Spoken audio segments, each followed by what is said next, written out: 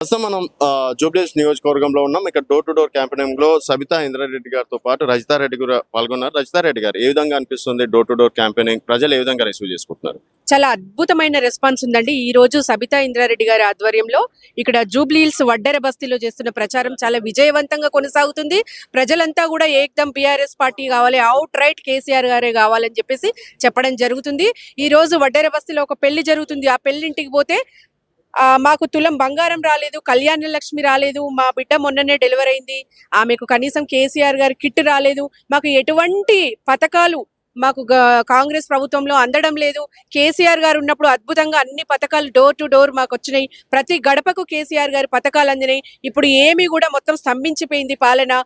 చాలా దుర్భిక్ష పరిస్థితుల్లో మేము బతుకుతున్నామని చెప్పేసి వడ్డెర బస్తీ ప్రజలు చెప్పడం జరుగుతుంది. ఇవాళ ఈ ఎలక్షన్ తోని డెఫినెట్ గా కాంగ్రెస్ కి బుద్ధి చెప్పే ప్రయత్నం జరుగుతుంది. ఇవాళ ఈ ఎలక్షన్ యావత్ తెలంగాణ సమాజం కూడా ఒప్పుకున్నట్టే. ఇవాళ కాంగ్రెస్ డెఫినెట్ గా ఓడిపోతుంది అనడానికి అనేక కారణాలు ఈ బస్తీలో చూడొచ్చు మనం. అక్కడ రేవంత్ రెడ్డి కాబట్టి ఇంత ఘోరమైన ప్రతిఫలం అనుభవించాల్సి వస్తుంది కాంగ్రెస్ పార్టీ. ఈ దెబ్బకు రేవంత్ రెడ్డి చేసే ఈ హైడ్రా దెబ్బకే కావచ్చు, ఈ పథకాలు అవలంబించకపోవడం కావచ్చు, 20 ఏళ్ళు కూడా కాంగ్రెస్ పార్టీ లేచే పరిస్థితిలో లేదు. డెఫినెట్ గా వెనక్కిపోయింది కాంగ్రెస్ పార్టీ.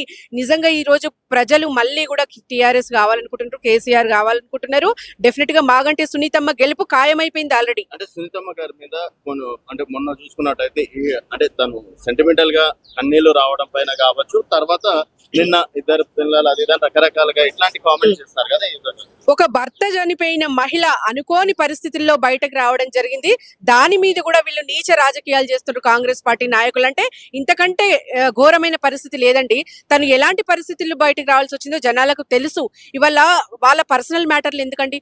పబ్లిక్ కి 10 ఏళ్ళు సేవ చేసిన గోపీనాథ్ గారిని ప్రజలు మర్చిపోలేకపోతున్నారు. ఆయన పర్సనల్ మ్యాటర్ వాళ్ళకి ఎందుకు చెప్పండి? ఏదో ఒక రకంగా బలమైన అభ్యర్థిని వెనక్కి లాగే ప్రయత్నంలో ఇట్లాంటి నిందలు వేస్తున్నారు తప్పిస్తే కాంగ్రెస్ పార్టీకి జూబ్లీహిల్స్ ప్రజలు బుద్ధి చెప్పే కాలం తొందరలోనే ఉంది. సో ఎక్స్పెక్ట్ చేస్తున్నారా మెజారిటీ, లేకపోతే గెలిస్తే చాలు?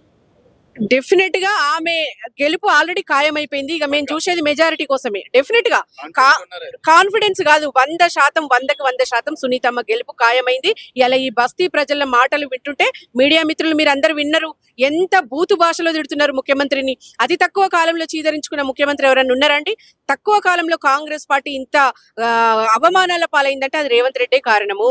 డెఫినెట్ గా బీఆర్ఎస్ పార్టీకి ఆదరణ ఉంది. కేసీఆర్ గారు రావాలనే డిమాండ్ పెరిగింది ప్రజల్లో. డెఫినెట్ గా సునీతమ్మ గెలుపు ఖాయమైపోయింది.